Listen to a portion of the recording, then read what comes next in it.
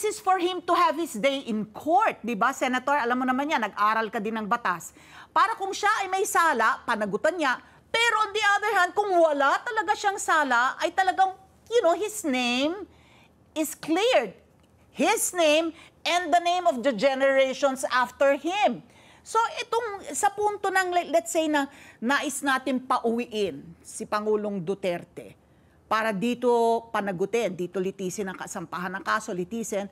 And for all those years since he was president and these alleged crimes were committed until bumaba na siya at nagkaroon na ng change of administration, 2022. 3 years after, ni isang kaso, wala pa rin na ihahain laban sa Pangulong Duterte. Sa paano po, how will he have his day in court?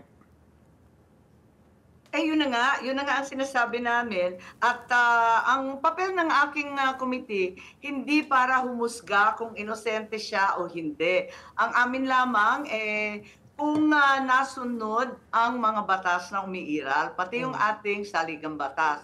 Ngayon, tungkol sa innocent o guilty, ibang usapan yon. At sinasabi naman ni Presidente Duterte na handa siya pumarap sa anumang kaso, basta Pilipino ang husgado. Ako naman, naiinsulto ng bonggang-bongga, parang failed state na ang Pilipinas, wala na tayong hudikatura, yung mga rogue states. Ng West. Isang tabi na lahat ng ating mga abogado, palpak lahat yan, hindi natin kaya. Ba't naman hindi natin kaya? 43 murders ang sinasabi. Ilan ba yung sa Ampatuan? Ilan ba yung iba't ibang mga massacre dyan? Nagawa naman at nagampanan naman ng ating mga West. Bakit dadalhin pa sa ibang bansa? Nakapagtataka talaga. Ngayon, malalim talaga ang hugot ko dyan, aminin ko. Yung tatay ko kasi, ganun din.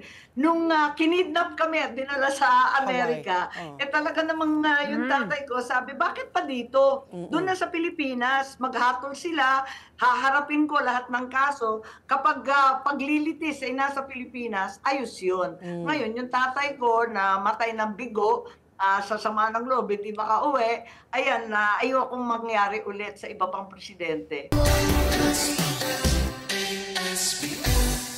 Let's get together, Sunday 25, Sunday 25.